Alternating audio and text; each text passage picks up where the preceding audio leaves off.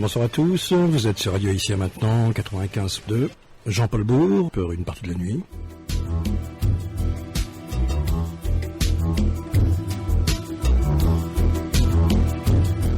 Il y a des choses secrètes, peut-être qu'on ne doit pas dire à la radio, sauf dans la possibilité où des êtres ailleurs captent des fréquences, peuvent nous recevoir. Oui, tout ce qu'on ne sait pas, quoi, qui fait 99% de ce qui nous entoure. Donc, j'étais en Auvergne tout le mois de juillet, en Auvergne, en Haute-Loire, sur les hauts plateaux, comme souvent. C'est le lieu de l'enracinement familial avec les vieilles fermes. J'en ai parlé souvent à l'antenne, dans mon autobiographie aussi, Guerrier du rêve, qui est sorti aux belles lettres. Les premiers chapitres sont consacrés à cette Auvergne du terroir, de l'enfance. Donc, retour dans ces lieux-là, les vieilles fermes. Mes ancêtres viennent de ces montagnes de Haute-Loire. Il reste des oncles, des cousins. On est dans les vieilles terres, dans des villages de montagne.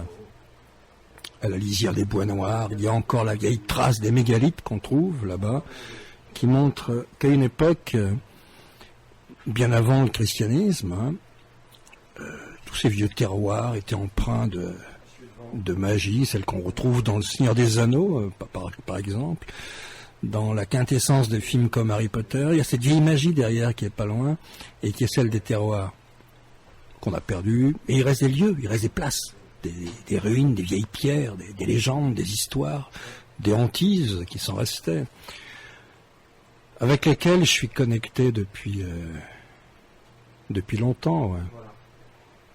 En Auvergne, ok, rien n'a beaucoup changé, il y a beaucoup plus de touristes, mais le paysage est toujours là, vertigineux, immense, cette espèce de grand cirque volcanique, cuvette de Haute-Loire, c'est au plateau, à 1500 mètres d'altitude.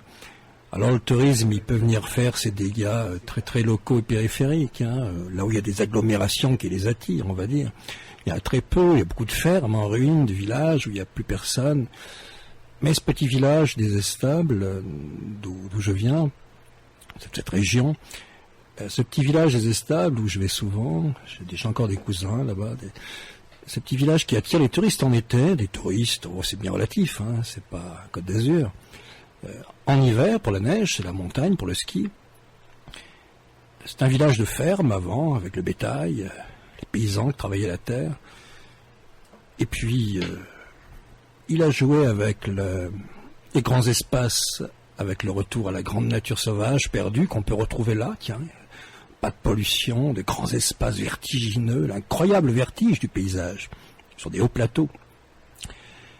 On est dans les contreforts des Cévennes, juste après, sur l'autre versant du Mont Mézinc, le village est au pied du Mont Mézinc, on plonge sur la Haute-Ardèche derrière, et on descend vers le sud. On est donc au point culminant où l'Auvergne va aboutir et plonger en Ardèche. De l'autre côté, sur le rempart des Cévennes, la Haute-Loire, le Mézinc, le Mont Mézinc, cet ancien mont sacré des vieilles légendes celtiques qui est là, le village bâti en bas avec son église. Et puis des jeunes et des gens du village, des gens d'avant aussi, qui ont compris qu'on pouvait ouvrir des gîtes d'étape, faire marcher un café avec une terrasse, un restaurant avec de la bouffe locale, louer des VTT. Et encore tout ça c'est très local, il y a pas beaucoup, il y a quand même des gens qui viennent, juillet-août, et puis en février pour la neige. Le reste du temps, le village continue à vivre. Donc je retourne dans ce village, en juillet, je retrouve des gens que je connais bien, que j'aime bien, au Café des Cévennes. Et puis, les Estables, ouais. Il y a très longtemps, j'ai fait un bouquin qui s'appelait L'Or des Druides. Il se passe là-bas. C'est quoi ? C'est une vieille légende locale qui raconte que lorsque la 7e légion de César est arrivée dans les Cévennes, menaçant les hauteurs, brûlant le lieu-dit le Tombarel, il y a la forêt de Taupernas qui est là. Les fées de la forêt de Taupernas ont prévenu les druides de l'arrivée de la 7e légion de César, et les druides ont fait ébouler le fameux souterrain dont parle la légende locale, qui allait du Tombarel aux Dents du Diable, le lieu-dit les Dents du Diable, ce souterrain dans lequel était l'or des rois celtes du Velay, l'or des druides, Donc cette quête de l'or, moi je l'ai faite avec la pioche, la baramine, hein, dans cette région-là. J'ai cherché, j'ai fouillé dans les années 91, 90, un peu avant même, je sais plus quand mon livre est sorti. J'ai trouvé quoi? Des vieilles poteries médiévales, une pointe de flèche, des os calcinés, enfin en creusant 1 mètre dans le sol. Hein. C'est tout. J'ai pas trouvé l'entrée. Je me suis approché du lieu, ça c'est sûr. Donc pour dire la force et l'enracinement. Puis un jour dans cette vieille ferme, dans les années 90, en face de la forêt, de ce qui reste de la forêt de Taupernas, et des ruines, les ruines de la ferme des Tombarelles, le lieu dit, où était l'entrée du souterrain, qui communiquait aux dents du diable. Là, un 21 juin, pour la pleine lune montante, tchaou, on a fait un rituel, bon, qui avait été filmé par la télé. C'était passé dans Antenne 2, il y avait un sacrifice d'animal, dans la vieille magie rouge du paganisme. Mais j'étais connecté, on avait bouffé de la datura, mais j'étais connecté avec ce lieu-là. Bon, il y avait la télé, ok, on n'allait pas trouver sur l'entrée du souterrain non plus. C'était passé de manière dégueulasse, puisque le mec a fait une voix off par-dessus. Il m'avait donné la parole dans une interview pour expliquer, donc j'ai pu raconter l'histoire. Mais il y a une voix off qui vient au moment où on a bouffé la datura, puis il y a le sacrifice de l'animal, du poulet qui est là, donc, le gros plan de la télé, les invocations que je balance, je suis en transe, quoi. Hein. Et le mec, par-dessus, il met ce commentaire pourri, c'est dans ce genre de circonstances que Charles Manson et toute la bande là, ont été assassinés enfin c'était au conditionnel, aurait pu. Non, je sais plus quelle était la formule. Non, la formule était méchante. Hein. On assassiné Sharon Tate à partir de ce genre d'expérience, voilà, qui n'a rien à voir avec ce qui se faisait. Ça, c'est le commentaire pourri des pieds salopards de la télévision par-dessus. Pour dire l'importance de ce lieu magique, voilà, c'est ça, je veux dire. Et puis j'y retourne souvent, voilà. Donc juillet dernier, j'y suis retourné. L'aventure commence comme ça. Je suis donc retourné. D'abord, c'est un ami qui m'a accueilli dans sa ferme, en me laissant 2 pièces au-dessus. C'est une vieille ferme dans le village, dans l'unique rue du village. Lui, il s'appelle Dominique. C'est un mec qui jouait dans un groupe punk dans les années 80 qui s'appelait Mescal, dans le sud de la France. Il est monté aux Estables, il a fait la connaissance des gens, il s'est installé. Donc il y a des locaux là-bas, il y a des gens étranges venus comme le Mexicain, je pourrais en parler tout à l'heure, des gens venus d'autres planètes, qui sont installés sur les hauts plateaux et qui vivent aussi avec les locaux dans une fraternité, celle du comptoir souvent, ou du délire, mais étonnant ce village. Et donc ce mec Dominique, moi ce sera chez lui, dans la chambre où je dors, je me suis rendu compte en ouvrant la fenêtre sur les maisons de pierre noire et le paysage immense en face, que mon lit était orienté dans le sens, sans que ce soit voulu, du Tombarel, le lieu dit où est l'entrée du souterrain de l'Ordre des Druides, où j'avais fait ce rituel. Ce livre, cette quête que jamais trouvée de l'entrée de ce souterrain. Et au-delà, l'Ordre des Druides, est-ce l'Ordre des Druides? Parce qu'il y a la même version là-bas, aux Estables, christianisée, ce qui prouve la continuité de cette légende, hein, qui est vraiment enracinée, il n'y a pas de fumée sans feu, comme on dit. La version chrétienne, c'est que dans le château du Mézinc, et le château du Mézinc se trouvait où, mes chers amis? Il ne reste plus rien, mais les fondations, aux dents du diable. L'autre entrée du souterrain, c'est la version chrétienne, et non plus le Tombarel avec la forêt de Taupernas et les fées. Donc, dans l'église, la chapelle du château du Mézinc, il y a une pierre d'or gardée par un crapaud enchanté. On sait que le crapaud, dans toute la mythologie, l'ésotérisme, la connaissance secrète, c'est le gardien des trésors, des cavernes. Il y a des villes comme Craponne qui sont pleines de trous, des gruyères granitiques, qui portent encore ces empreintes, des villes comme ça, qui portent l'empreinte de cette phonétique. Donc c'est la table d'or, si c'est une table d'or, c'est une table d'or, hein, en or pur, au-delà, pourquoi pas le Graal, tout est possible. Une énergie spirituelle, quand on parle du trésor, c'est l'apparence physique, au-delà. On parle quand même d'une connaissance cachée, secrète, qui est celle des vieilles tribus qui vivaient sur ces hauts plateaux des siècles et des millénaires avant le christianisme.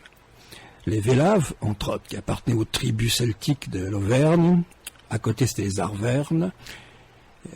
Les Vélaves, c'était ceux qui priaient le dieu Vélonius, c'est le Velay c'est la Haute-Loire.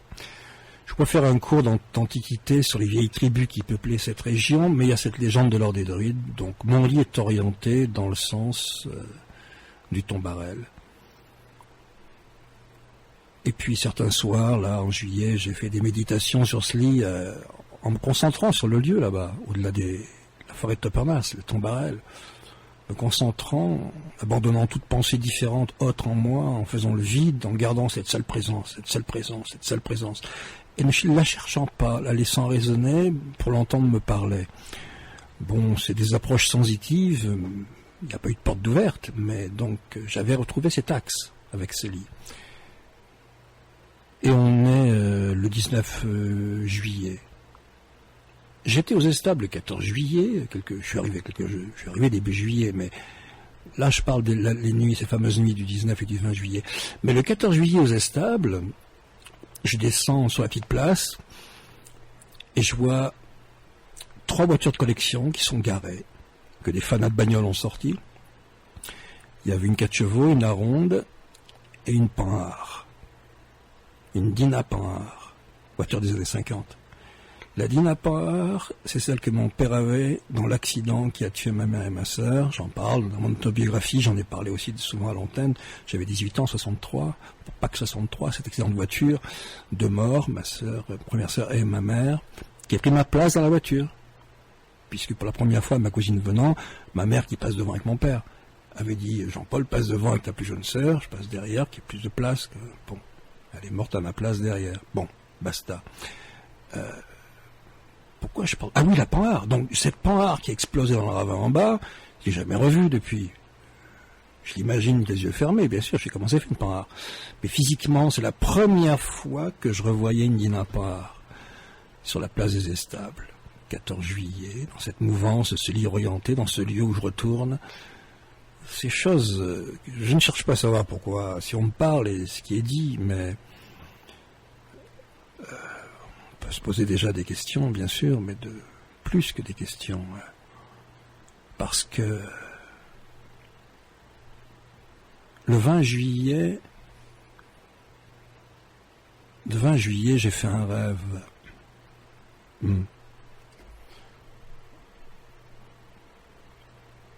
C'est pas la mort, ça a l'air complexe comme ça, mais on peut en tirer la trame, et je voulais simplement vous montrer à l'antenne et dire et clamer ma foi que des êtres dans d'autres dimensions, ailleurs, vous parlent.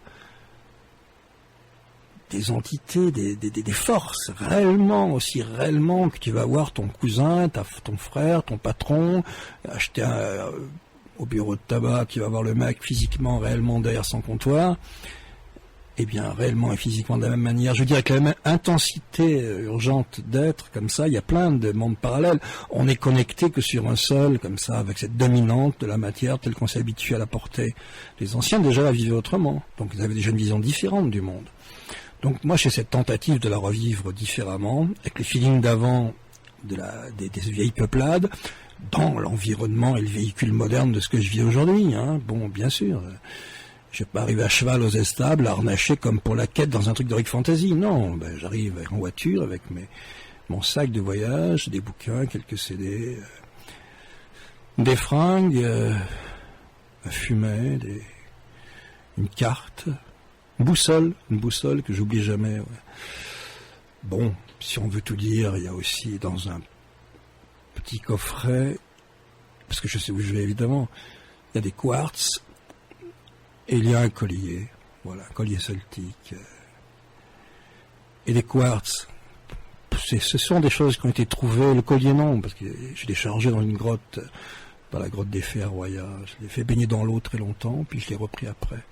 Quant aux quartz, je les ai trouvés dans un cairn funéraire des anciens peuples en Irlande, sur une hauteur, à Loughree, en fouillant profond dans le sol, des quartz. Quand on sait la force vibratoire qu'a le quartz, donc de cette époque-là, qui me sont, et comme ces quartz que j'ai et ceux qui restent encore là-bas dans ce cairn, il y a ce jeu émetteur-récepteur que j'essaie de créer le plus possible. Dès que je vois un lieu où il y a une force, il me faut un récepteur et un jeu émetteur-récepteur. De là, j'installe une ligne téléphonique subtile, vibratoire, on va dire. Elle s'installe d'elle-même aussi, c'est comme ça que les énergies se viennent au monde et se mettent en mouvement. Donc, je fais ce rêve le 20 juin, de la nuit du 20 au 21 juin. Un rêve. Et mes rêves, je les note pas tous. Souvent rêves psychologiques, machin. Je m'en fous, je m'en souviens pas vaguement. Parfois, c'est rare, mais ça arrive. C'est un grand coup dans la gueule, le rêve. À ce moment-là, je vois s'il est connecté à une autre perception dimensionnelle, ou bien s'il est immédiatement dans ma périphérie. Je vois qui me parle. Et cela, je les note. J'ai un carnet. Il y a quoi? Il y a une vie de rêve. Il y a quoi? Il y a pas 50 pages, quoi. Hein, même pas. Si, peut-être, ouais, quand même, je sais plus. Enfin, ce dont je me souviens, on peut pas les oublier n'importe comment. C'est clair. C'est pas on peut oublier des détails. Pas la force du rêve. Donc, ce rêve du 20 au 21 juillet, dans cette ferme, dans ce lit orienté dans la direction de l'entrée de ce souterrain, où se situe l'or des druides. Ouais, puis des musiques dans mon Walkman. D'abord, je fais une charge du jeu, comme ça, jeu sacré, par des musiques. Parce que je suis très sensible à la musique. Je suis mis en situation facilement avec la musique. Donc, ce que j'écoute dans un Walkman me charge émotionnellement. Après, je peux enlever le casque, écouter le silence vivant du lieu, fenêtre ouverte, sur le tombarel. Non, là, oui, c'était plus tard, dans la nuit, c'était un rêve, oui. Avant le rêve, il y avait eu la musique, ouais. Toujours cette atmosphère celtique des vieilles racines pour être en connexion avec ces lieux de Haute-Auvergne, porteurs de hantises, d'histoire, la preuve.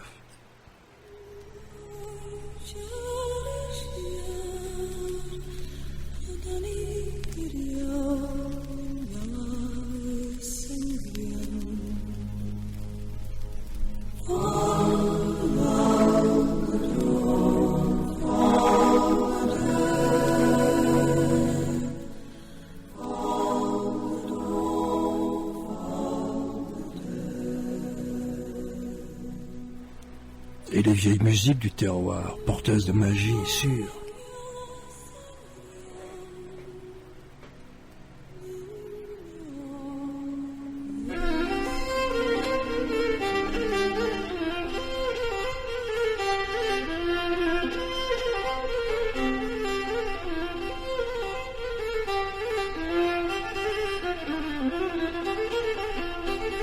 On me racontait que mon grand-père, comme ça, tournait la manivelle, et si bien que la partie droite de sa veste, là, était complètement usée. La folie du gars qui n'arrête pas de jouer. Trans, ma sœur, oui. Trans, c'est Trans-Orient Express, c'est transplantation, c'est la trans aussi.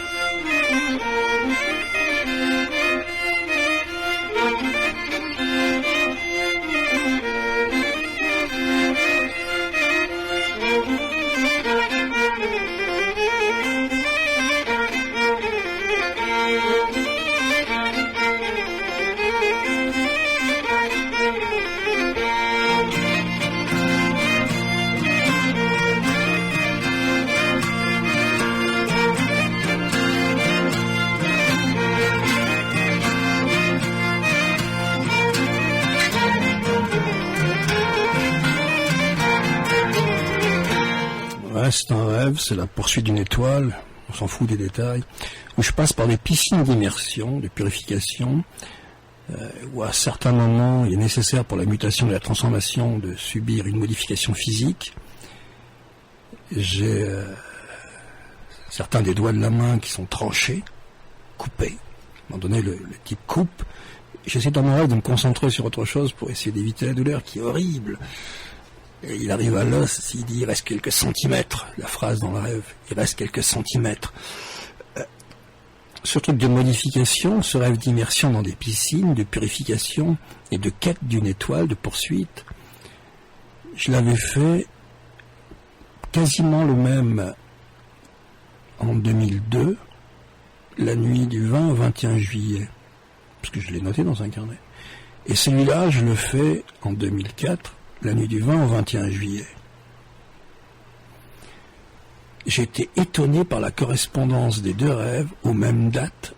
Je jure que c'est vrai ce que je dis, dans mon carnet. Et celui que j'ai fait dans ce lieu. Pourquoi le 21 juillet? Mais ça, je le savais pourquoi. J'y ai pensé que le lendemain, j'ai dit, mais bien sûr, 21 juillet. Le 21 juillet, c'est la Saint-Victor. C'est toujours la Saint-Victor, la fête de Saint-Victor. Moi, je suis né au-dessus d'une source qui a des pouvoirs, comme toutes les sources thermales de Roya, 3 chemins Saint-Victor. Cette source, qui était commercialisée par le propriétaire du lieu, on la buvait à table, hein, c'était une eau gazeuse, qui était du sol. On avait trouvé des ex-voto qui avaient été offerts à la divinité du lieu, ça je l'ai su plus tard, dans cette source, comme dans beaucoup de sources de Roya, des sources thermales. Cette source ne fonctionne plus, il y a encore le portail, là où je suis né, je suis repassé en juillet, source Fontex, il y a encore le portail, le rocher en dessous, la maison bâtie. Toujours les mêmes propriétaires, monsieur et madame Astier. Et puis la source, il y a longtemps qu'elle ne fonctionne plus, cette source-là, je ne pourrais plus jamais... Mais j'ai bu pendant des années cette eau qui venait de cette source. Donc 3 chemins Saint-Victor. Et Saint-Victor, qui est Saint-Victor? Saint-Victor, il est martyr dans la tradition chrétienne. Il est lapidé à Marseille, dans les premiers siècles. On lui tranche un pied, et après, on lui tranche la tête. Voilà. Il est relié au pied tranché et à la tête tranchée. Saint-Victor. Et aux 3 chemins Saint-Victor, où j'habitais, au rez-de-chaussée, quand j'étais gosse, j'avais peur.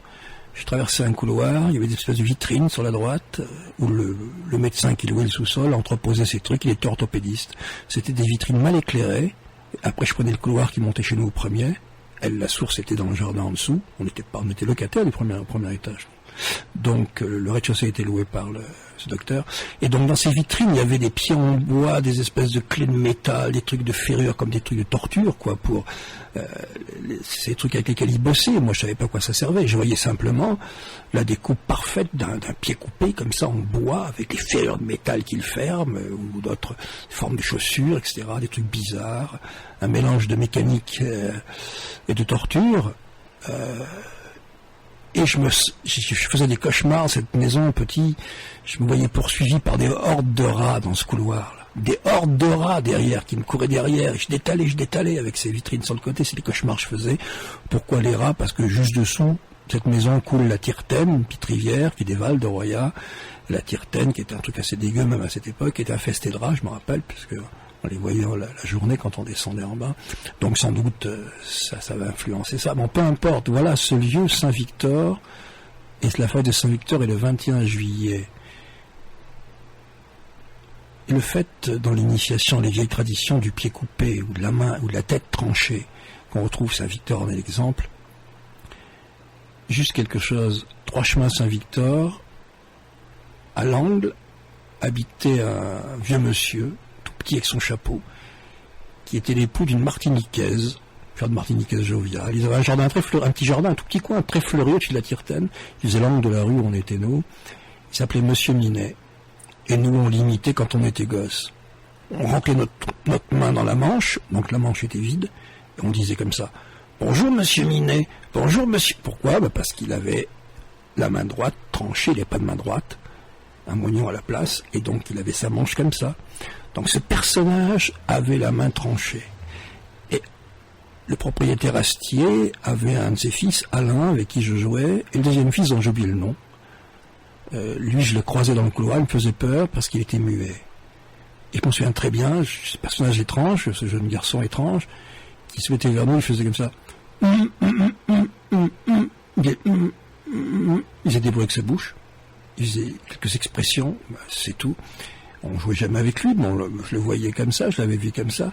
Ces étrangetés comme ça, reliées à totémisation chamanique des vieilles traditions, ces vieilles tribus qui vivaient là. 21 juillet, fête Saint-Victor, ouais, bien sûr. Mais ça s'arrête pas là, non, bien sûr. Ça rebondit et ça répond. Et je vous dis que les portes sont ouvertes entre les mondes. Je vous raconte la suite. La suite, c'est ce qui s'est vraiment passé en juillet, la suite après, là. Ouais. C'est au plateau d'Auvergne, avec cette vieille musique du terroir qui porte quoi? Qui porte les légendes à lisière des bois, les croyances, la façon dont les anciens vivaient. Ma grand-mère me disait qu'il y avait dans la prairie qui monte vers les bois noirs, là, il y avait un morceau de pré qui avait été brûlé par la foudre. On voyait un carré, une forme noire du pré, l'endroit brûlait. Ça repoussait plus du tout. Et en plus, ce carré, cette tache noire se déplaçait à certains moments, à d'autres endroits du pré. C'est ce que croyaient pas simplement les enfants, les adultes dans les fermes. Déjà une perception différente du quotidien. Alors imaginons ce que les anciens de ces vieilles peuplades pouvaient avoir comme perception différente du monde, et sont des extraterrestres par rapport à nous. J'essayais là aussi encore de retrouver l'ancienne perception. Ouais. Et ces vieilles danses tribales de la montagne, putain, faut pas les oublier. Elles sont porteuses de magie et de mémoire.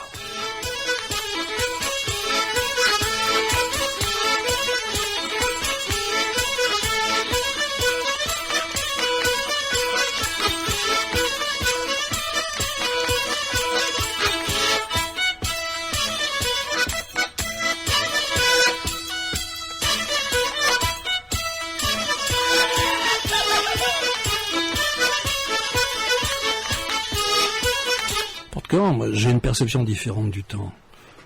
J'ai la perception du temps qui se déroulerait comme une longue spirale sans fin. Ce serait ça, le temps.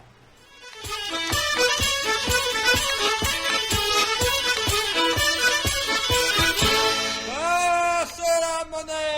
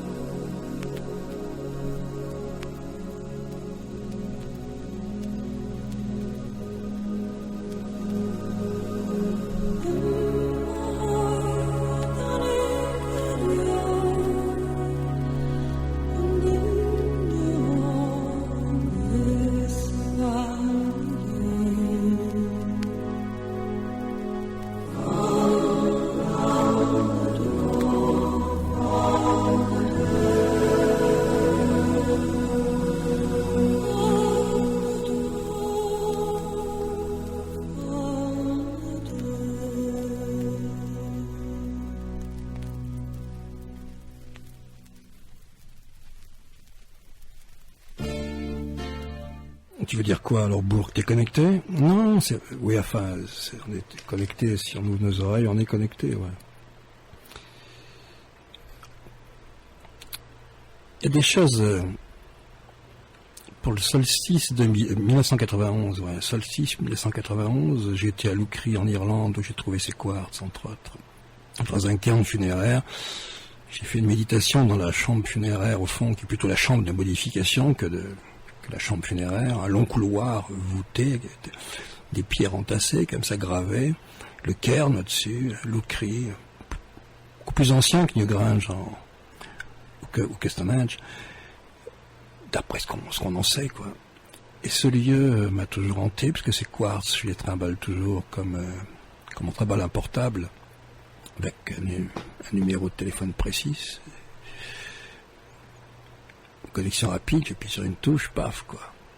Les quartz que j'ai pas sur moi là maintenant, mais que j'avais en juillet, qui sont dans ce coffre, ce sont les mêmes qui sont encore là, dans la terre noire du cairn. Ceux de l'ancienne histoire, les mêmes, qui rayonnent, résonnent, répondent avec leurs frères, normal, même chair, même vibration, même cristaux, même masse atomique, même tout ce que tu veux, même ils sont la même chose. C'est le jeu émetteur-récepteur dans un monde éclaté, il faut retrouver les correspondances, c'est-à-dire remettre debout tout ce qui a été effondré, c'est-à-dire le système de télécommunication, le vrai, pas celui auquel on croit et dont on se sert tous les jours. Moi je dis ça, c'est vrai, mais je ne sais pas si c'est vrai, mais je pense que c'est vrai, oui. Sinon je ne le dirais pas. Hein. Ce cairn funéraire, ouais. Un exemple des portes ouvertes entre les mondes, rapide. La veille du 21 juin, donc le 20, avant de me rendre sur ce cairn, on avait, avec Sophie, on avait dormi dans un truc, bed and breakfast, juste à Navan, la petite ville qui était juste avant, quelques kilomètres. Et la bonne femme me demande mon nom, moi je dis Bourg. Elle ne demande pas les papiers, elle note.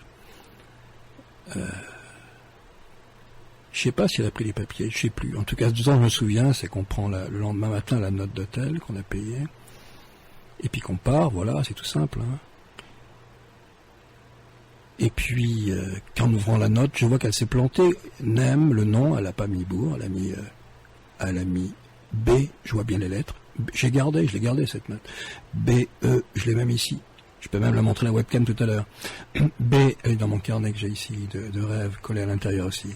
B, E, A, U, F, O, ça se perd un peu, comme un T.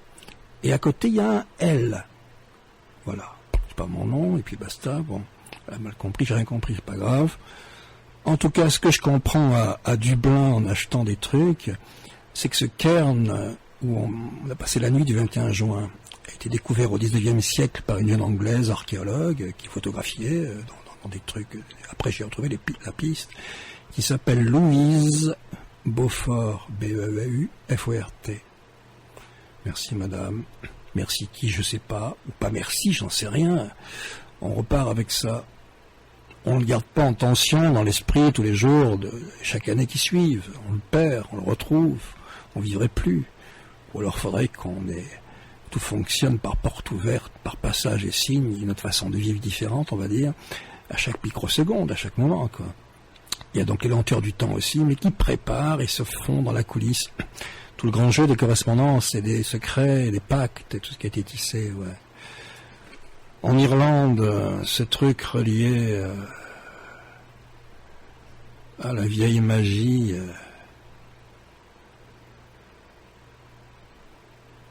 ouais. La langue des Gaëls, ce vieux langage celtique de l'origine qu'on n'entend plus. Ouais. La permanence de ces foutues tribus, parce qu'elles ont été, c'est pas simplement... Elles ont été. Il y a eu une époque où il y avait un roi, un héros dans la mythologie, qui s'appelle Bran, B-A-R-A-N, qui était le roi des deux Bretagnes, c'est-à-dire Grande-Bretagne et Bretagne, partie celtique, ici en Europe. C'est ce qu'on appelait les deux Bretagnes.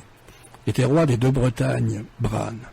Et Bran, dans la mythologie celtique, il meurt comment?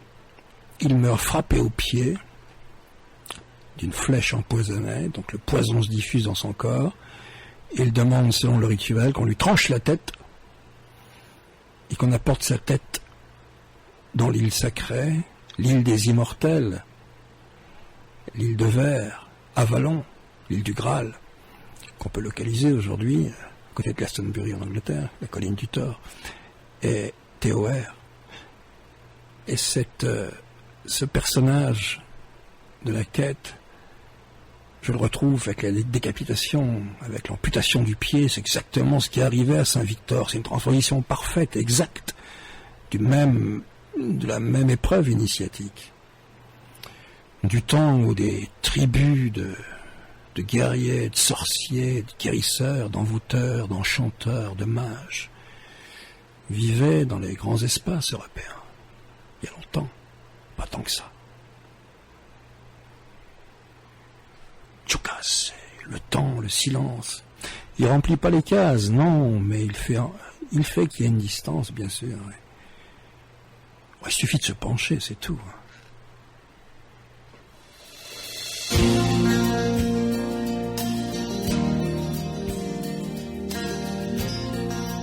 Trouver les hautes couleurs, la grande épopée, l'ancienne, la vieille histoire qu'on a oubliée. C'est pas que des pierres qui restent dolméniques, des menhirs, des trucs, Stonehenge, ces espèces, ces grands ensembles de rituels dressés comme ça. C'est quoi cette époque mégalithique? Elle a été royale, elle a été magique, elle a rempli tout un continent et au-delà.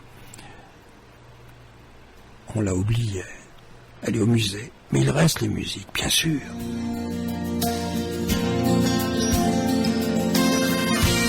Ouais, les musiques et les voix, les permanences, les forces, les esprits, rien n'a disparu. Le temps, c'est pas ce qu'on croit. En plus, le temps, il est circulaire.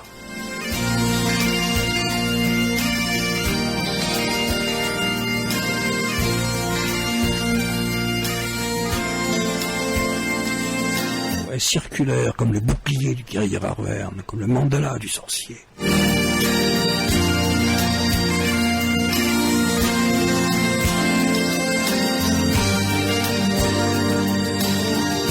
Regardez les anciennes tribus, là, dans le haut soleil de l'histoire.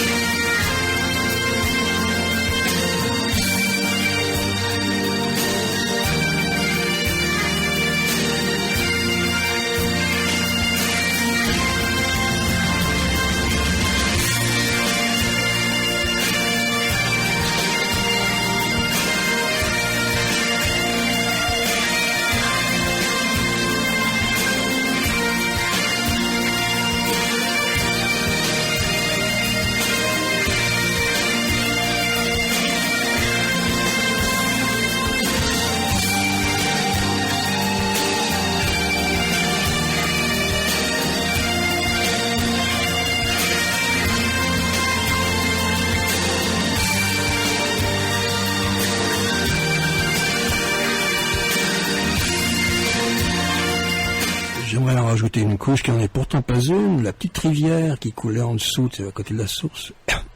La maison où j'habitais, la Tirtaine, qui dévalait, dont je parle dans plusieurs de mes bouquins, entre autres. Cette petite rivière, la Tirtaine, avec les rats là, qui dévalaient. Tirtaine sont deux mots, deux vocables celtiques. Tirtaine. T-Y-R. Ten. C'est le chêne de Tyr. Et Tyr, T-Y-R, il est quoi dans la mythologie celtique? Il est celui qui met en gage sa main dans la gueule du loup et qui se fait trancher le poignet. Ouais.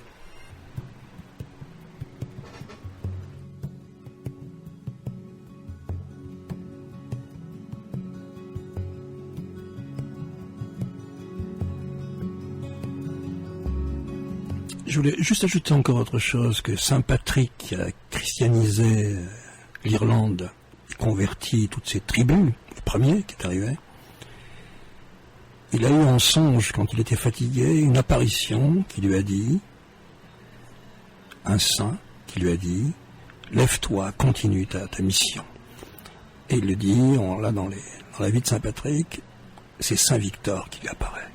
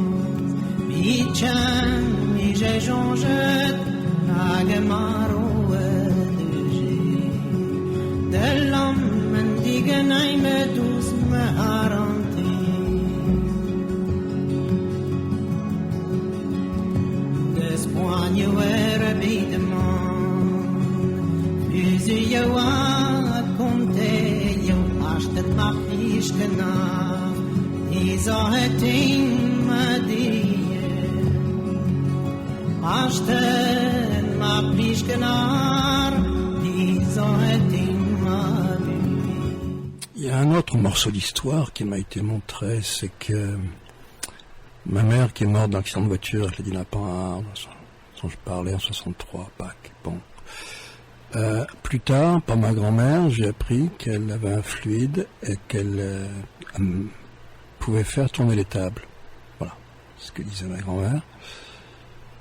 Et puis, surtout, à 18 ans, elle avait boité un truc congénital, comme ça, qui est souvent donné par les sols de granit, comme l'Auvergne ou la Bretagne, des problèmes de la hanche. Et pour les médecins, ça se remettrait jamais. Ma grand-mère, là, qui était fervente, catholique, des villages de Haute-Loire, mais fervente, je l'ai vu prier, mais incroyable. Elle amenait ma mère à Lourdes, qui s'est baignée, donc. Et quelques mois après, cette déformation a disparu. Bon, moi, j'étais pas là, elle avait 18 ans, mais dans toute ma famille, toujours, on m'a dit ça. De là l'importance de la Vierge, de Lourdes, de la Vierge en général, dans ma famille. Puisque cette guérison, dans le fond, c'est quoi? C'est dans une grotte, c'est une source sacrée. Puisque cette Bernadette gratte le sol et fait jaillir la source. Sur les conseils de l'apparition de cette Dame Blanche, de la Vierge. Et on verra ce que contient l'arrière-fond celtique de cette grotte de Lourdes, tout à l'heure. Bernadette, oui, puisque la preuve aussi, c'est que ma première sœur, qui est morte dans l'accident de voiture, on l'a appelée Bernadette en remerciement. Ma deuxième sœur, Marielle, une façon plus moderne de dire Marie, la Vierge, qui elle vit toujours. Ces deux connexions-là avec la source, la Dame Blanche, pour les anciens Celtes, et la Vierge, près des sources sacrées, les apparitions de la Vierge dans le christianisme, qui a gardé toute la féerie du vieux paganisme et s'est branché sur les mêmes lieux de force vibratoire. Pas tout le christianisme, mais certaines de ses formes, dont les sources sacrées, bien sûr, et d'autres formes encore. Toutes ces vieilles places celtiques qui ont été christianisées avec le même pouvoir, la même vertu, la Dame Blanche devenant réellement la Vierge, la mère de Jésus, celle qui a guéri ma mère à Lourdes. Et Lourdes, la grotte, c'est pas simplement la Vierge, c'est le paganisme aussi. Donc, quand tout ça se met en mouvement dans ta tête, tu comprends pas grand-chose.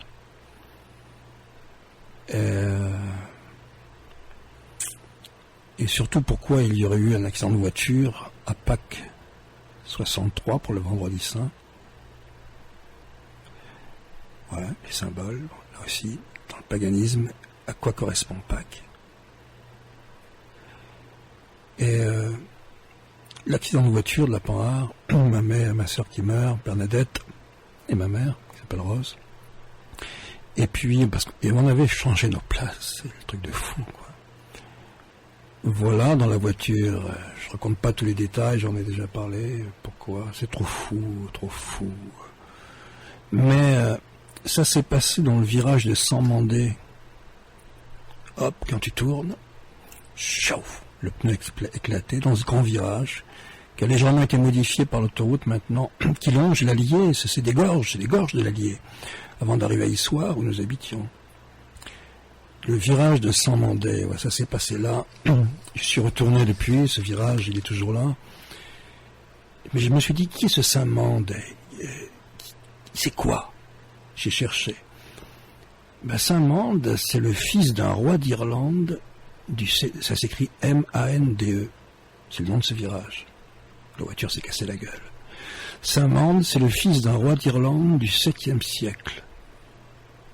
Il est venu en Bretagne, et on sait qu'il était connu comme chasseur de serpents, capable de faire fuir les forces mauvaises dans les vieilles croyances. Saint-Mande, fils d'un roi d'Irlande.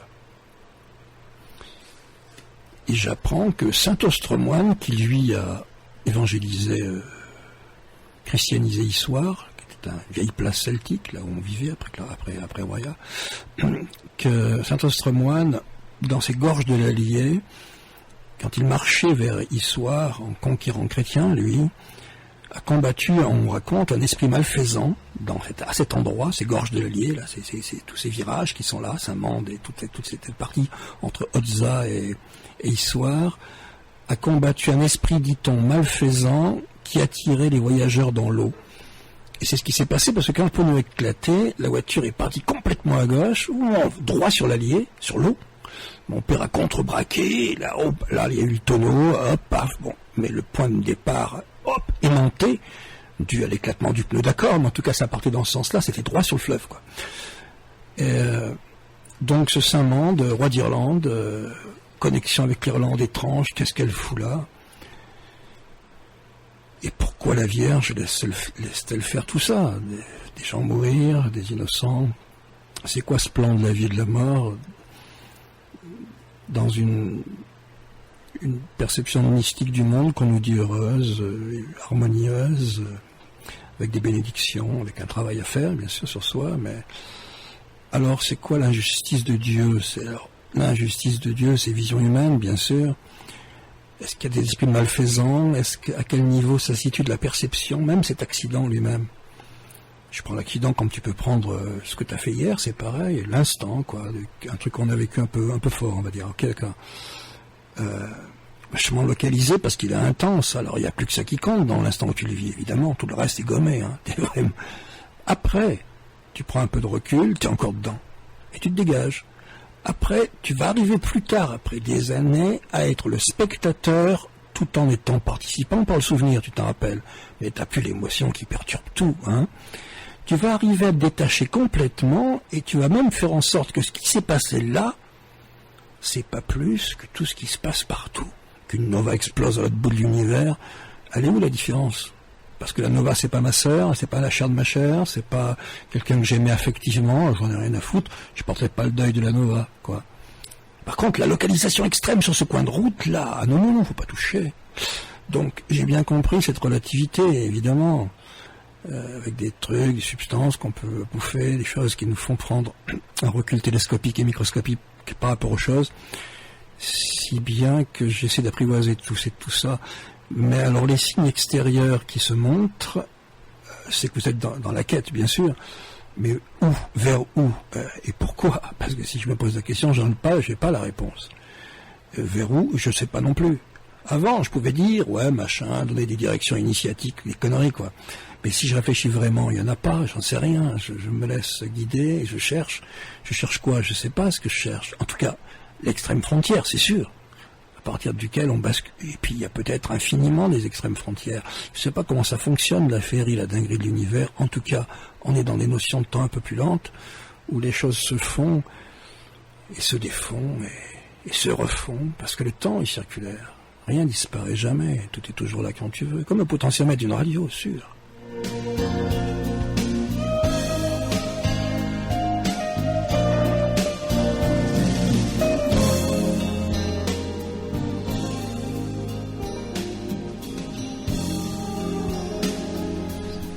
Oui, la Vierge, parce qu'elle est liée à l'eau, à l'Apocalypse, c'est ce qu'on a trouvé dans la grotte de Lourdes, parce qu'en plus le pape il y va le 15 août là.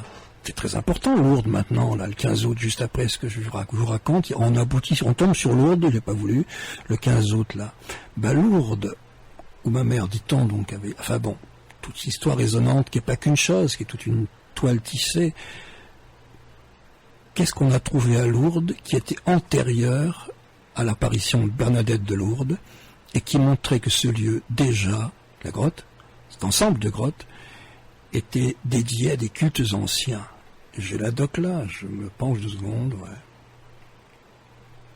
Marie, mais j'oublie pas Marie, elle est pure dans mon cœur, sûr.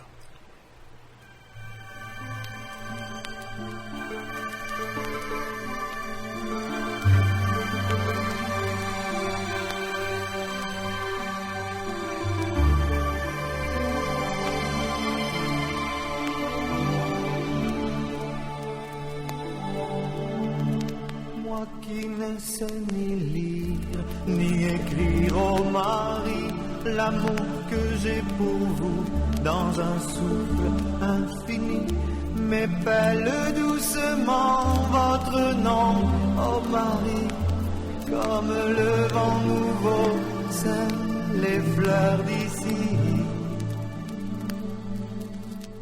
Je suis l'oiseau blessé qui se serait guéri en buvant à vos yeux comme l'ombre au puits. Dois-je vous dire encore de vous, j'ai tout appris, qu'entre vos mains je pose mon cœur d'amour épris.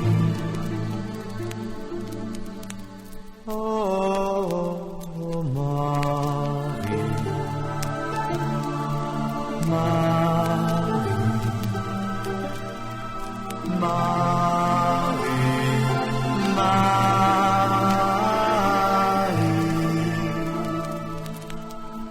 Mes armes je dépose à vos genoux, Marie, mes rêves, mes désirs et toutes mes folies, aussi nues que la flamme qui brûle la bougie.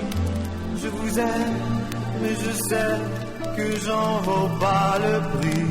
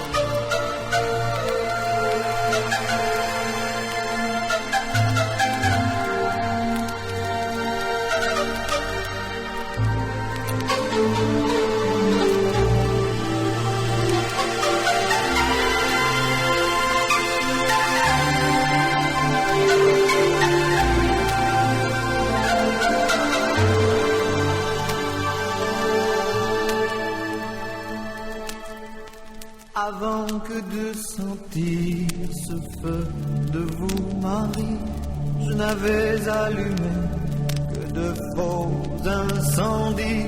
Un seul regard de vous m'a blessé pour la vie. Comme un mendiant, je cours sous le vent, sous la pluie. Oh, oh Marie, Marie, Marie, Marie,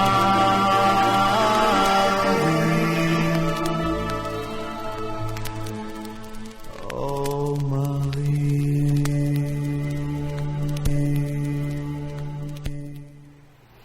Ouais, Et donc j'ai des docs, là, c'est un cahier, c'est des notes que je prends, et c'est pas des choses que je publierai un jour, ni tout ce que je raconte ce soir. Mais ça peut se dire, là, oui, c'est la radio, oui, parce que vous pouvez capter des choses, d'autres au-delà peuvent capter des choses aussi. Je ne sais même pas, c'est des milliards de bouteilles lancées à travers le milliard multiple de mers parallèles dans l'univers du monde. Tous ces continents qu'on ne connaît pas, qui sont en hauteur de nous. Bon, enfin, Lourdes, la grotte de Massabielle, où il y a eu les apparitions de la Vierge à Bernadette, eh bien, c'est un lieu mégalithique ancien. Les docs que j'ai, les trouvailles archéologiques qui ont été faites. Sépulture ancienne, à l'entrée de la grotte. Donc, la preuve, traces de charbon brûlé, des côtelettes de roc et des os d'humains calcinés, de la poussière d'os, quoi, ce mélange comme ça. Offrande à la divinité du lieu, un sanctuaire païen, c'est ce qui est dit, 3 ou 4 000 ans avant Jésus-Christ. On a trouvé un objet dans la grotte, très ancien. Je recopie la phrase du livre sur le passé archéologique de la grotte de Lourdes, voilà ce qu'on a trouvé.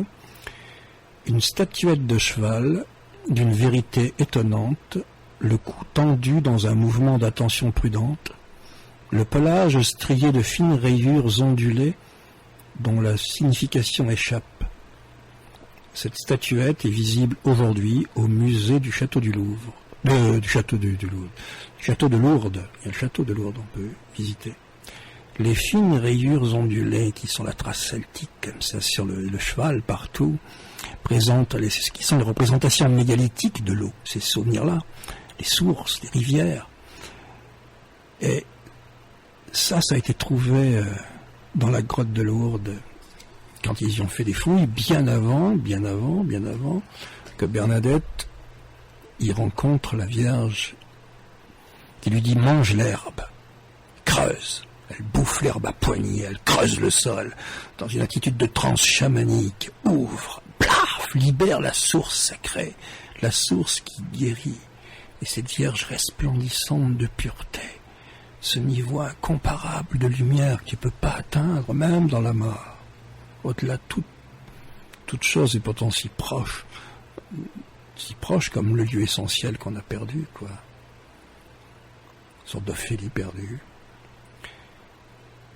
Loin, ouais. On a trouvé ça dans la grotte de Lourdes, donc le pape va y aller le 15 août. Et je pense très fort à ce qu'on a trouvé dans la grotte aussi, pas simplement à la Vierge. Parce que quand je suis arrivé, j'ai vécu quelques années, il n'y a pas longtemps, là, à Brunoy. À Brunoy, j'ai vécu 3 ans à Brunoy. Espèce de cahute d'écrivain replié dans mon truc un peu dépressif, quoi, après un divorce et tout, tu vois. Et j'ai fait là ces poèmes, Journée d'exil, ce moment-là. Époque aussi où la radio n'émettait plus, ici et maintenant. J'avais une connexion parfois avec des radios comme Libertaire, des flashs qui passaient. Mais Brunoy, c'est Brenadum. J'ai voulu savoir où j'étais. C'est la forteresse du dieu Bran. Et quand tu descends, Bran, qui est le dieu, dans la mythologie celtique, ce héros Bran, c'est aussi le corbeau. Comme la corneille blanche, Branwell, dans la mythologie. Bran, c'est aussi le corbeau. Il peut se métamorphoser sous différentes formes d'animaux qui accompagnent le dieu Odin dans ses chasses épiques. Et Brenadum, la forteresse du dieu Bran, il y a un lieu mégalithique en plein Brunoy. Je descendais de chez moi en bas, au bord de l'Yerre, la rivière, une tête de cheval, qui a plusieurs milliers d'années, qui est conservé au monument historique, mais qui est perdu dans les arbres, là, qu'on voit toujours, vous pouvez y aller, allier. Waouh! Je suis tombé là-dessus. J'ai enterré au pied de cette tête de cheval et des quartz de ceux ramenés de l'Ukraine en Irlande, j'en ai plusieurs, j'ai fait mes postes émetteurs comme ça, j'ai fait des charges, je m'étais taillé un bâton sacré de mémoire, que j'avais laissé macérer un certain temps dans l'eau d'une fontaine dans la grotte des Fées à Roya, là où je suis né. Plus haut, il y a des tas de grottes différentes. Il y a la grotte des Fées, où disons que la nuit venaient les lavandières, comme ça, qui venaient laver leur sueur. Cette vieille légende. Donc ce bâton de pouvoir est resté dans l'eau comme ça. Après, je l'ai constellé de médailles liées aux Vierges noires, mégalithiques, toujours ces présences anciennes de la Vierge. Puis à Brunois, là, je l'avais, et il a renforcé le lieu, lui-même s'est renforcé avec le lieu. Cette tête de cheval et 2 ou 3 autres menhirs qu'on aperçoit qui font une sorte de direction vers où. On ne sait plus, la forêt est coupée, il y a un centre commercial, là. Bon, cette tête de cheval, combien de fois je suis venu là, au bord, quand on sait le symbole de ces têtes dans la mythologie celtique, la tête du cheval au bord de l'eau en plus, là, c'est un animal psychopompe, c'est celui qui garde et qui t'emmène de l'autre côté, qui fait traverser la rive. Il est le gardien de l'autre monde. Tous les penmarks, ça s'appelle, ces têtes de cheval, ces lieux mégalithiques comme ça, signifient à chaque fois, sont des lieux de passage entre ce monde et l'autre monde. Donc j'étais sur un lieu de fracture. En plus, Bran, le dieu auquel Brennadum, cette forteresse brunois, est dédiée, je vais voir l'église, je sais en feuilletant un petit bouquin sur l'église de Brunois, surpris qu'il y a, chose rare dans une église, tout un pan voûté au-dessus, à l'intérieur, qui est sculpté de corbeaux. Vieux bestiaire emblématique, on ne sait pas à quoi ça correspond. Corbeau, c'est Bran, c'est Brennadum, la forteresse. Les vieilles... la mémoire est restée, mais on a déconnecté. Il reste des moments, des photos perdues. On ne sait pas qui est sur la photo, quelque part. C'est un peu ça qui nous est donné de vivre. Donc, pour dire que cette période brunois aussi s'est trouvée sur ma route dans la résonance. Hein. Ce bâton, je l'ai emmené souvent dans différents lieux. Après, j'ai dit je l'emmène plus. J'avais peur de déclencher des trucs hors de moi que je ne contrôlerai pas. Donc je préfère. Alors depuis quelque temps, j'y touche plus. Quand je suis parti en Auvergne, là, je l'ai pas emmené, par exemple. J'aurais pu, parce que je me reconnectais avec l'origine du truc, le point de départ, par ma naissance, ma famille, et au-delà, pas par ce qui s'est passé dans ces vieux terroirs. Et puis c'est toutes ces choses qu'on me dit. Ouais, il y a eu tout ça qui fait toujours un peu bizarre. Quand tu vois comment ça fonctionne.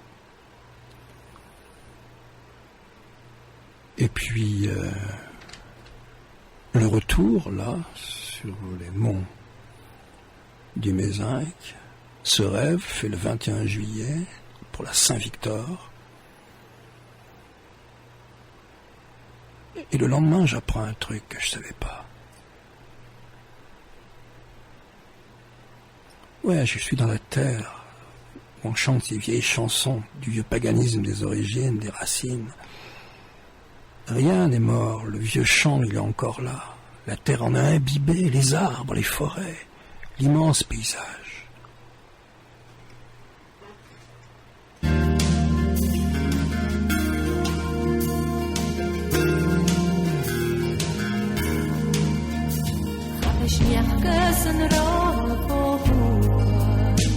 Haben Krane gefunden, haben Puschkesen kallen Monnier, achen Donner blieben Monjes, und und ich stoch alles frei, kamen Mores Monnier, und ich kommen kuschieren, das sind Weinchen am Kanen.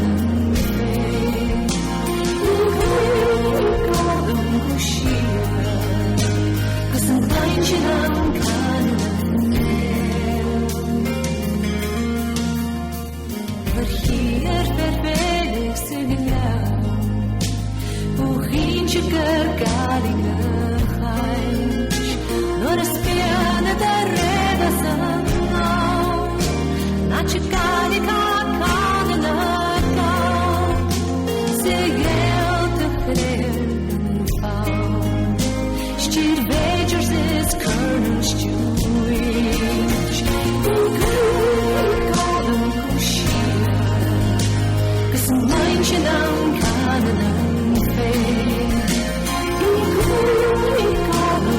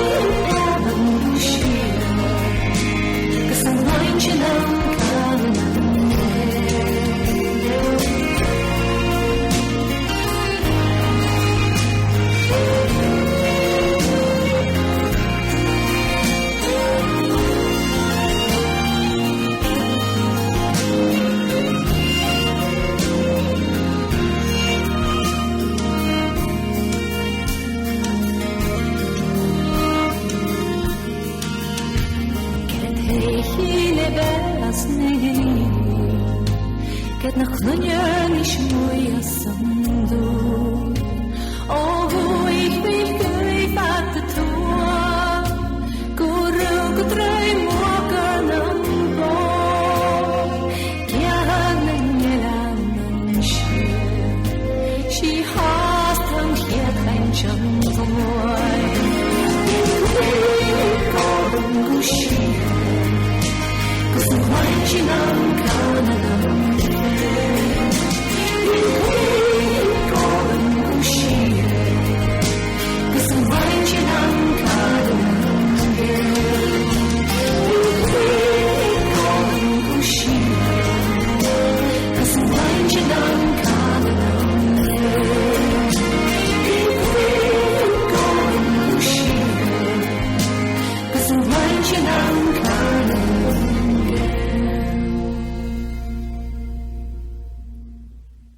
Ouais, le rêve du 21 dernier juillet, donc c'était ça, on tranchait les doigts de la main, comme ça, au couteau, c'était la modification. Et le lendemain, je demande à Dominique, mais c'était quoi la ferme avant, il y a longtemps? Ah ben c'était la boucherie du village. C'était la boucherie du village, ce qu'on peut appeler la boucherie du village à l'époque. Il n'y a pas de garde-manger, la viande pendait dans des chambres.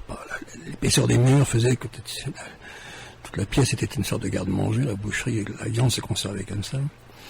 Et dans les caves en dessous. Et cette boucherie du village, elle était, il n'y a même pas 10 ans encore, la maison qui n'était plus une boucherie, cette même maison, il y a 10 ans, à peine 10 ans encore, me disait-il, était complètement humide. L'eau apparaissait sous les carrelages, sous les pierres de la cuisine, là, l'eau apparaissait et montait. L'eau apparaissait, il y avait de l'eau. Alors il me raconte que là il y a un égout depuis très longtemps, un vieil égout, les égouts qui étaient non pas faits avec des tuyaux comme aujourd'hui, hermétiques, mais avec des lozes comme ça, mises en cercle le mieux possible, avec la terre et tout, des conduits, quoi, les égouts qui servaient les lozes, c'est la pierre noire volcanique, ces pierres qui sont comme des arêtes tranchantes, mais lourdes, assez épaisses quand même, qui servaient de couverture pour les toits aussi. Donc il y avait le vieil égout passé sous la ferme, et il y avait aussi une source qui a été trouvée un peu plus haut. Source. Pas particulièrement miraculeuse, une source qui a été trouvée un peu plus haut. Donc ces trucs-là, ils me font bizarre, quoi, aussi. Et les photos tombent, les 2 photos qui viennent de tomber tout de suite, sans que je le veuille, c'est les photos que j'ai prises, c'est les 2 photos témoins. J'ai pu prendre 2 esprits en photo, enfin, j'exagère. Non, mais elles sont importantes, ces photos. Je vous les montrerai à la webcam tout à l'heure. Ils viennent de tomber là, pour se rappeler à moi. Donc ce lieu, toutes ces trajectoires, pourquoi? Et comme je vais rentrer, je passe par Roya, toujours l'Auvergne, par le chemin Saint-Victor, là où je suis né, mois de juillet, là. J'étais y faire un tour. J'étais revoir le lieu, avec la source Fontex. On était quoi, le 26, 27 juillet? Ouais, il n'y a pas longtemps. Ouais. Toujours la vieille vibration mégalithique et sa résonance, et puis on te parle, pourquoi? On veut te dire quoi? Ouais. Il y a le chat qui saute dans le studio, là. Depuis un petit moment, il passe devant moi, il ressaute. Il fait sa géométrie dans l'espace. Ça, c'est une autre planète incompréhensible, ou alors il faudrait... C'est toutes les portes qu'on n'a pas ouvertes, hein. Il y a celles qui te sont destinées aussi. Peut-être que celle-ci m'était aussi destinée. J'ai pas réfléchi au problème. Qu'il a perturbé mon champ de conscience rapidement. Et une grande surprise, parce que... Il a raté le disque, il a sauté à côté du disque, donc il n'a pas touché le disque. Il est repassé dans l'autre sens, sans toucher le disque non plus, mais vraiment en faisant du bruit, en bougeant, en modifiant ma perception visuelle. Au moment où je disais quelque chose, c'est plus tout à fait la même chose que je disais, puisque je voyais autre chose en même temps. Donc, perturbation, on va dire, ok. Donc, non, mais je veux pas inclure tous ces trucs qui jouent à la dinguerie. Je veux rester sur des pistes vraies et pas raconter n'importe quoi. Tout ça, c'est le quotidien. Et peut-être, si, pourquoi pas. Mais je reste sur les pistes que je vois et où les preuves me sont données. Ouais. Donc je remonte en Auvergne, voilà, à Roya. Les grottes, la vieille légende, les hantises de ce lieu qui a été aussi en même temps celui de mon enfance, ouais. Jasper Waldo.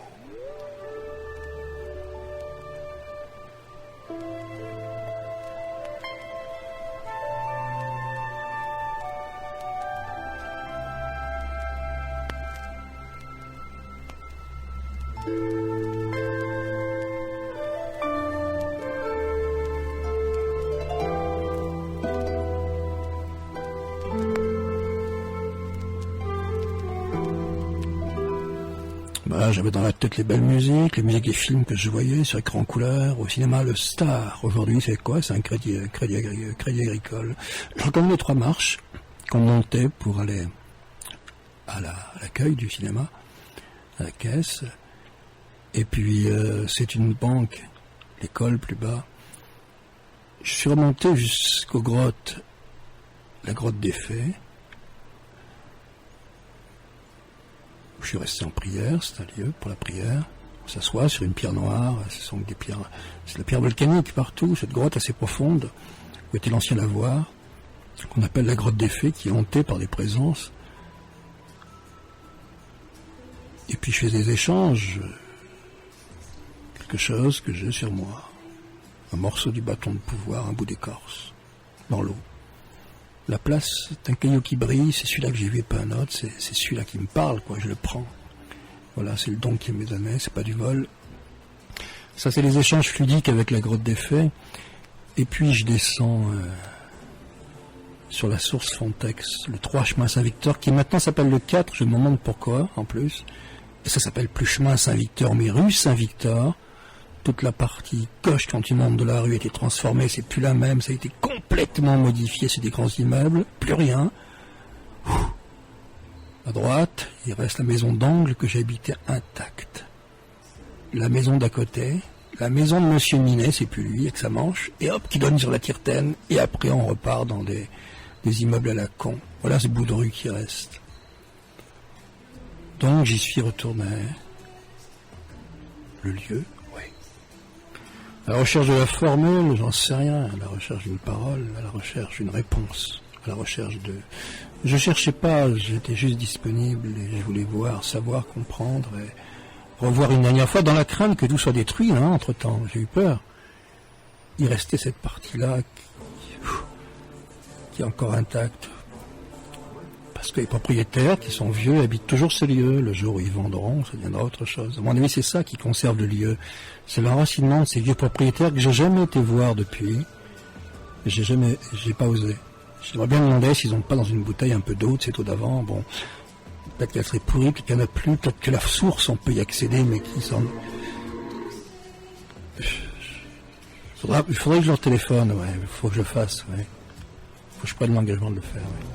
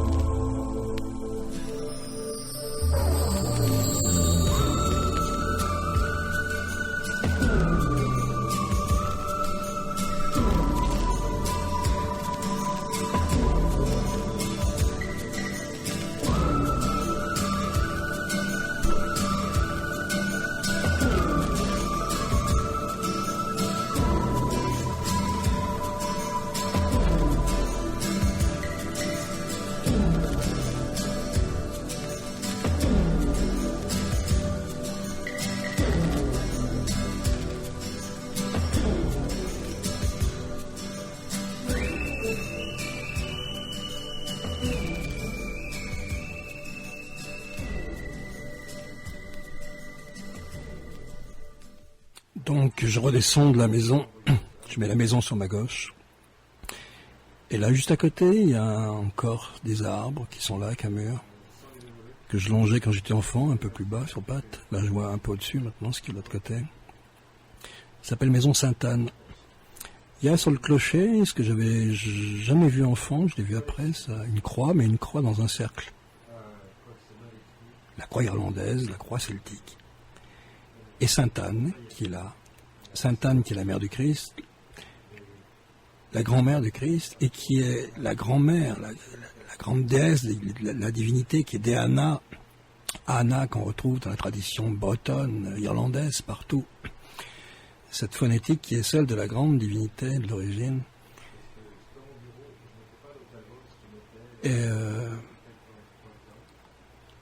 Et là, je suis à 10 mètres, là où je suis né, quoi, juste à l'angle. Il y a une borne, comme ça, une borne en face. Puis il y a un tag dessus. Un tag fait d'être moderne, quoi, le tag, quoi. Le A fait quand même une espèce de E à l'envers, je sais pas quoi, paf, paf, paf. Il y a un tag, mais jamais j'ai vu un grand tag, là. Jamais j'ai vu un tag comme ça, putain. J'ai vu plein de tags, jamais j'ai vu un tag comme ça de ma vie. Là, cet endroit en plus, mais même jamais de ma vie. C'est quoi qui est tagué à la moderne, là? Ave Maria. Je me tourne, je descends, je vois un camion jaune qui est garé juste là. Un camion jaune vif, et dessus en lettres rouges, Apocalypse, en lettres de feu sur le camion jaune. Je dis, mais c'est pas possible. Je descends. Bon, sur un papier, je fais le dessin d'Ave Maria pour garder le graphisme bizarre, quoi, qui est le graphisme d'un tag, hein. Et puis je descends et je dis, il me faut un appareil photo. Je fonce au truc commercial le plus proche, j'ai pris 10 minutes à pied, en espérant surtout le tag n'aurait pas disparu, mais que le camion jaune ne démarre pas, disparaisse pas. Et je trouve un appareil photo jetable, là. Je remonte, Ave Maria, toujours là, et plus bas, ce camion jaune, qui est garé devant, un peu plus bas, Apocalypse, en rouge sur le camion. J'ai fait les photos, je les ai là, je vais les montrer maintenant, si vous voulez les voir. On voit bien le tag Ave Maria, à côté de chez moi, là où je suis né. Puis ce camion moderne, Apocalypse, comme une mission, comme ça, comme un truc un peu flic. Los Angeles en lettres de feu, comme dans un film américain. Curieux le truc, quoi.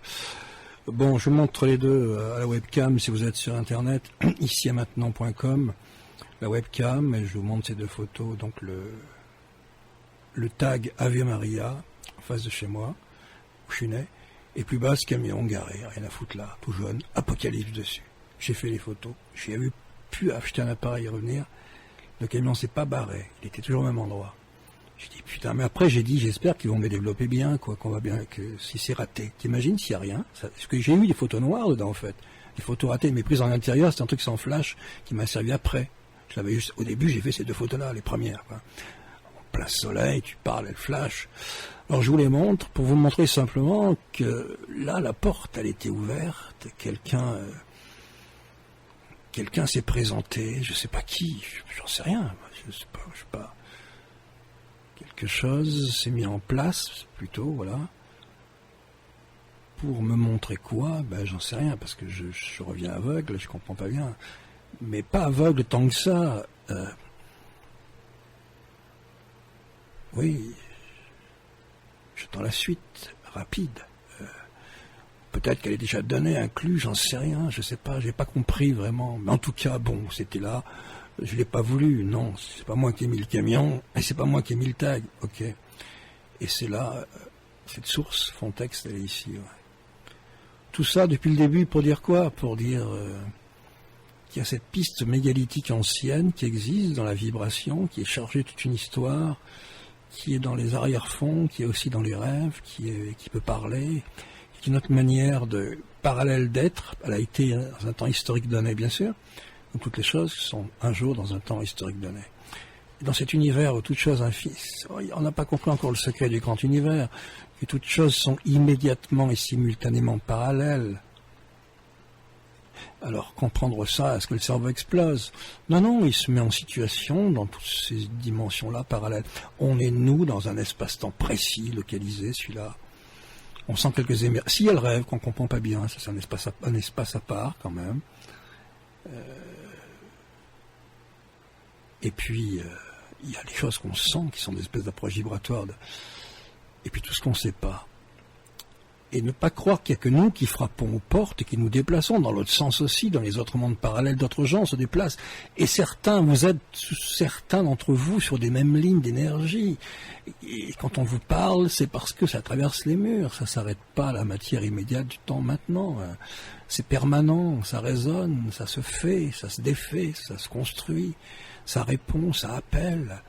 C'est le jeu de la vie, celui qu'on connaît nous, mais l'arrière-fond se crée, parce qu'il n'y a pas qu'une surface aux choses, il y a une profondeur infinie de perception et de mise en quoi. Cette notion du temps, cette espèce de spirale sans fin, le temps c'est une spirale sans fin. Alors il n'y a pas à chercher, voilà, c'est ça que je voulais dire. Il y a à être là, c'est tout, bien sûr. Et j'avais emmené ce truc de Clannad, ce groupe irlandais Clannad, que j'avais acheté à l'époque où j'avais découvert ce haut lieu à Loucry. Et c'est cette chanson qui est sur les anciens rois de l'ancienne histoire, cette vieille présence des lieux, qui est une île de granit comme ça en face de l'Irlande, ou encore les présences disparaissent jamais d'abord, c'est complètement con, quoi. Alors il faut dans la mémoire mégalithique ancienne des chansons comme ça, avec des groupes d'aujourd'hui qui participent, qu'on voit à l'Orient pour les transceltiques machins, etc. Et dans d'autres trucs partout où tu as une mémoire qui va s'exprimer, une histoire, une sensation, une vision et des prophéties aussi, des moments d'histoire qu'on a perdus, parce qu'il y a eu le christianisme qui est venu après, et qui a ramassé la mise, avec bonheur parfois, la grotte de Lourdes, avec malheur parfois, les croisades, d'autres trucs. Bon, il a fait ce qu'il voulait dans le temps, il avait le pouvoir. Ouais, ce groupe Clannad, pour la défense de la mémoire irlandaise, même au-delà de la vieille histoire mégalithique ancienne. Des arrière.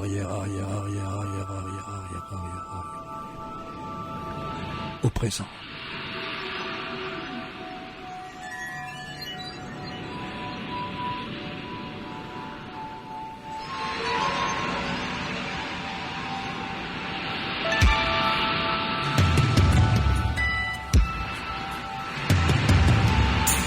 Ah oui, j'ai dit, je montrais les photos à la webcam. Alors le Ave Maria, le tag, et puis le camion jaune avec Apocalypse dessus. Dans 30 secondes, le temps de déplacer.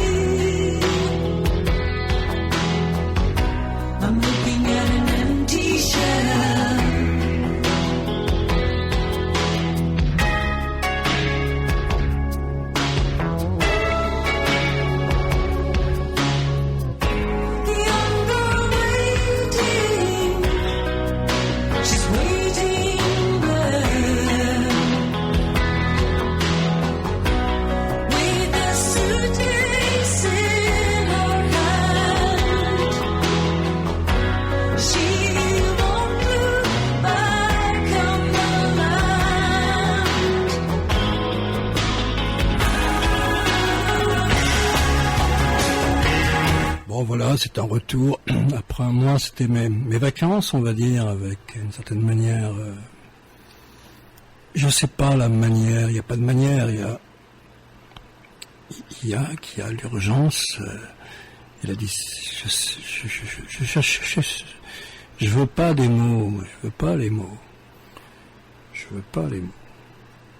La musique, oui. Vieille Auvergne. La Bretagne aussi.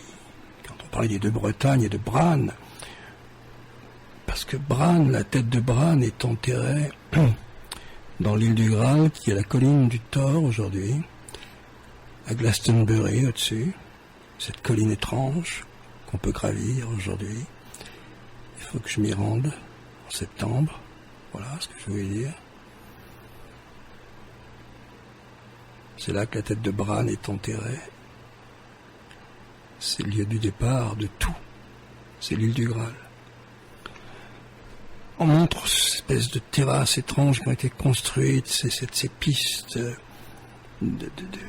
avec des imprégnations telluriques très fortes sur ce lieu, certains emplacements. Une porte, ouais. Donc je vais m'y rendre. Et puis, parce que ce fameux rêve du 21 juillet que j'ai fait, mais celui de 2002, le premier,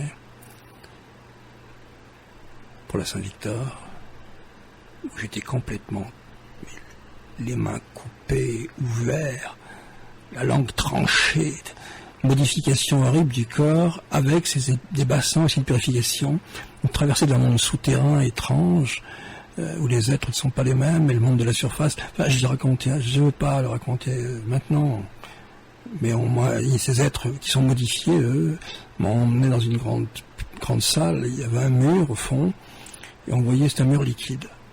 Et derrière tremblaient des maisons, des formes, etc. Ils nous ont dit c'est le monde du dessus. Alors on est dans le... Oh, j'ai plongé là. Comme dans la piscine, c'est une eau pure dans le rêve, incroyablement bleue, je suis descendu dedans, il y a les modificateurs qui sont là. Bon, enfin, j'appartiens à ce monde, on me dit voilà, c'est le monde de l'illusion. J'ai même fait l'essai dans le rêve, j'ai plongé dans le mur liquide pour voir, je suis remonté à la surface, comme t'émerges de la Seine au bord d'un quai, tac, hop, t'es dans le monde de maintenant. Ah ouais, ce monde illusoire qui me montrait, si tu traverses, t'es dans l'autre réalité est là, dans l'autre sens aussi. Il m'avait appris à passer comme ça à travers ces mondes dimensionnels. Et ce 21 juillet, ce rêve, je l'ai fait en regardant la télé Arte qui passait, le festival de Glastonbury, celui du 21 juin du solstice de la même année, un mois avant, quoi, un mois de décalage. Le festival auquel j'avais participé il y a longtemps, Externage, le festival de Glastonbury, la colline du Thor, il la monte pendant le festival de musique. J'ai vu ça, ce panoramique d'une caméra qui monte la colline du Thor en lisant les vieilles légendes arthuriennes, etc. La quête du Graal. Il montre, j'ai devant les yeux la réelle colline de Thor au bout de la caméra.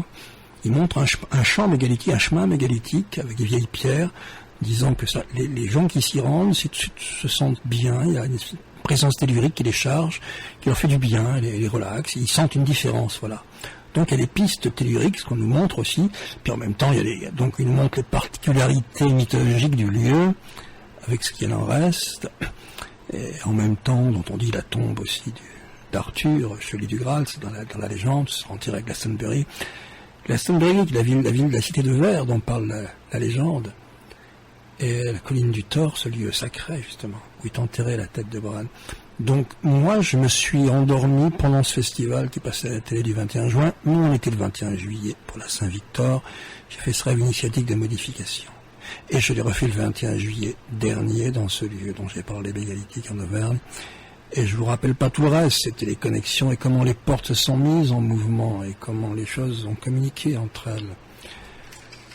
Si bien que j'ai pas compris l'histoire, mais qui comprend un jour l'histoire. C'est une autre histoire.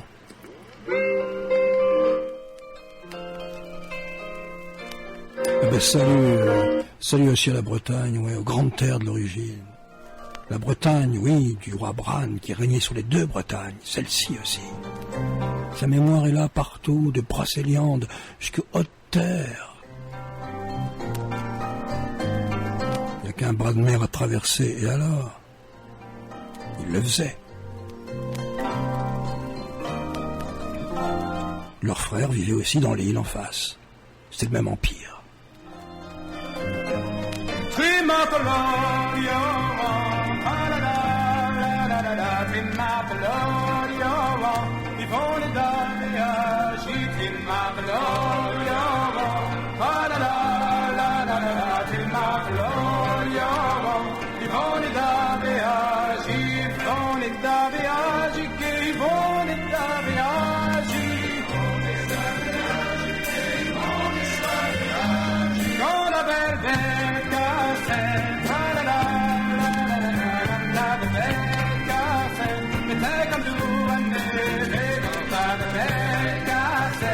La la la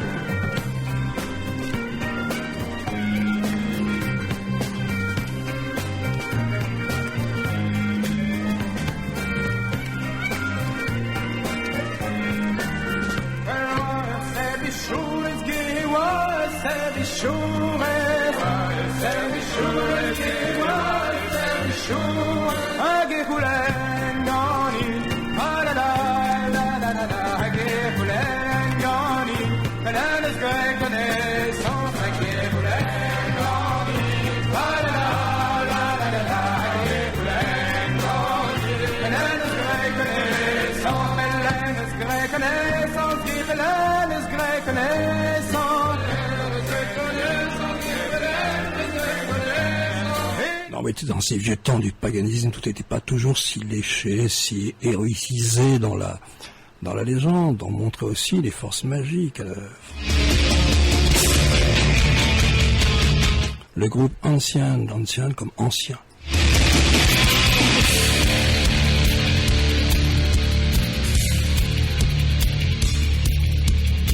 In due time you will feel my wrath. There's gonna be a macrocosmic cycle. Get it on your secret. Suicide self, illustrated terror. Shatters all immaculate.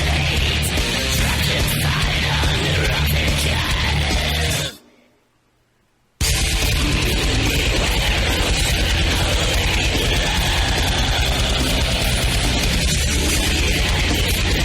Ouais, ça c'est un jeu de troll, de trolls et de démons, parce que dans les soubassements des cavernes, il existe en soi-même aussi ces niveaux qu'on doit traverser et apprivoiser.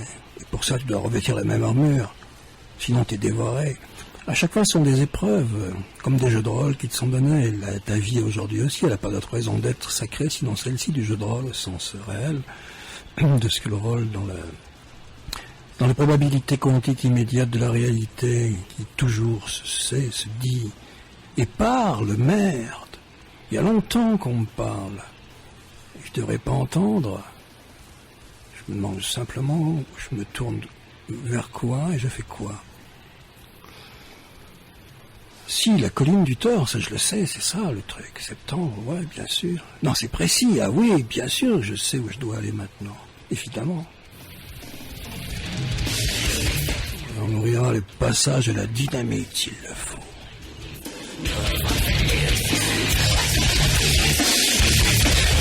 Si je trouve le Graal, je vous le dirai, on partagera.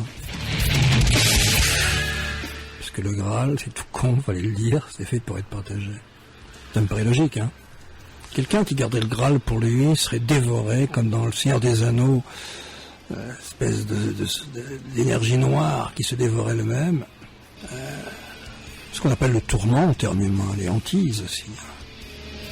Les forces noires sont à l'œuvre aussi, elles ne sont pas négatives, elles sont juste des dimensions avec lesquelles on doit aussi jouer sur la grande palette des vibrations, des énergies, des réalités, parce que c'est pas toujours je plante mon champ de blé, mes vaches vont paisser dans la prairie, il y a un beau soleil et la vie bouge plus jamais. On voit la cheminée qui fume éternellement. Tu rigoles, la vie est menaçante tout le temps. Tu es toi-même déjà ton propre ennemi. Dans la quête, oui, tu es toi-même déjà ton propre ennemi. Ou ton seul ennemi, comme tu veux.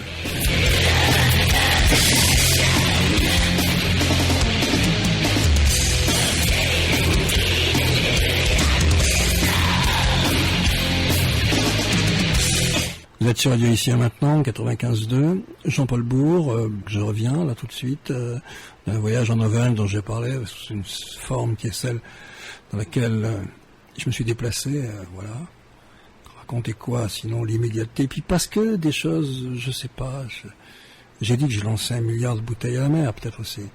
Oui, à travers des portes dimensionnelles, et ça je crois, ça aussi. Bon, enfin bon, vous pouvez de ce côté-ci de la réalité, et en même temps, sans que vous le sachiez, de pas mal de côtés d'autres aussi, qui sont en vous parallèles et qui agissent au même instant sans que vous le sachiez, et vous font être ce que vous êtes, parce qu'il y a plein d'arrière-plans à soi-même. Si on savait à quoi on est connecté, le vertige. Enfin bon, peu importe. Et vous êtes sur Radio Ici et Maintenant. Vous restez scotché au plafond. Je sais pas, il y a plein de possibilités mentales dans lesquelles on est en tant qu'auditeur. Je les conçois parfaitement toutes, parce que je vois tout ce qui est possible d'être, de l'autre côté, dans des gestuels, des attitudes, des consciences, des perceptions, des pensées, des moments, des environnements, des tas de trucs différents, quoi, multiples, incroyablement multiples. Cette multiplicité-là est un miracle. À une distance plus... C'est la résonance vibratoire de tout ce qui est vivant, c'est le parfum d'être, c'est tout ce truc. Alors des connards ont foutu la merde dedans. Au niveau les plus lourds, ça donne bouche, tout ça. Puis il y a d'autres arrière-plans où tu vas retrouver l'importance de Dieu et de démon dans l'histoire. Ou plutôt de forme d'énergie. Mais pourquoi on va banaliser tout de suite et rapprocher du scientifique, hein? T'as dit démon? Non, je voulais plutôt dire une énergie qui serait négative. C'est pas démon. Si, c'est... Non, des démons. Des démons, c'est pas des énergies simplement négatives. Parce que ça, c'est apprivoisé, banalisé aussitôt, et on risque rien.